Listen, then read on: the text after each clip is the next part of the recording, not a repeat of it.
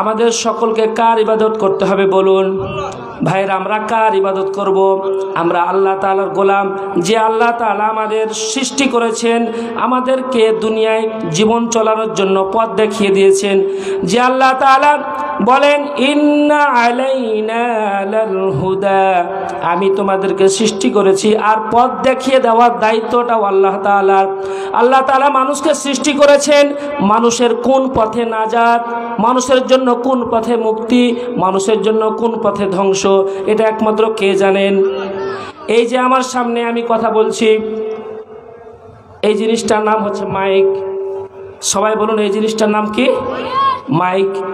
এই মাইকটা যিনি তৈরি করেছেন তিনি সবচাইতে ভালো জানবেন যে এটা কিভাবে পরিচালনা করলে এটা ভালো থাকবে, ঠিক কি না? যিনি এই মাইকটা সৃষ্টি করেছেন, তৈরি করেছেন, তিনি সবচেয়ে ভালো জানবেন যে এই মাইকটা কিভাবে চালালে সে ভালো সার্ভিস দিবে।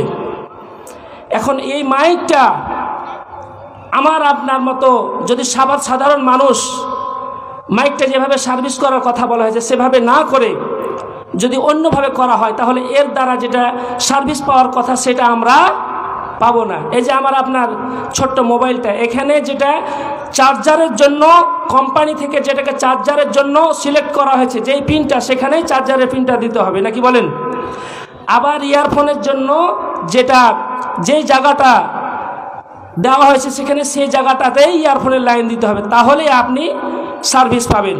সেটা না করে যদি আপনি মনে করেন যে কোম্পানি যেভাবে দিয়েছে সেটা কোম্পানির ব্যাপার, আমি টাকা দিয়ে জিনিসটা কিনেছি, আমি আমার মন মতো ইচ্ছা মতো ব্যবহার করব, তাহলে সার্ভিস পাওয়া যাবে না। আল্লাহ তাআলা আমাদেরকে সৃষ্টি করেছেন, আল্লাহ তাআলা আমাদেরকে সৃষ্টি করার পর হাজার হাজার বছর পূর্বে আল্লাহ তাআলা আমাদের জন্য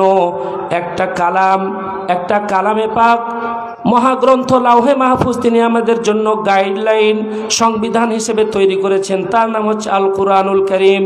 তার নাম কি? সবাই বলুন আল কুরআন। এই কুরআন আমার আপনার সকলের বাড়িতে রয়েছে, সকলের বাড়িতে, মুসলমান বলতে সকলের বাড়িতে কোরআন রয়েছে, কিন্তু এই কোরআন আমরা পড়তে জানি না। কোরআন আন্দোলন প্রতিষ্ঠার আন্দোলনে আমরা কাজ করতে রাজি নই। কোরআনের আন্দোলনে শরীক হওয়ার জন্য যারা কাজ করে সেই মানুষগুলাকে আমরা অনেক সময় ঠাট্টা বিদ্রুপ মস্করা করি, খেল তামাশার পাত্র বানায়। আল্লাহ তাআলা বলছেন যারা ইমানের পথের পথিকদেরকে, ইসলামের পথের পথিকদেরকে খেল তামাশা করবে, ঠাট্টা মস্করার পাত্র বানাবে, আল্লাহ তাআলা বলছেন কিয়ামতের দিন তাদেরকে কঠিন শাস্তির সম্মুখীন করা হবে।